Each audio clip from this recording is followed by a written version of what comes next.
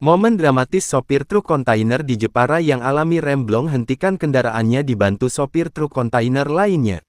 Tengah beredar video yang memperlihatkan momen menegangkan truk kontainer yang mengalami remblong dengan truk kontainer lainnya viral di media sosial.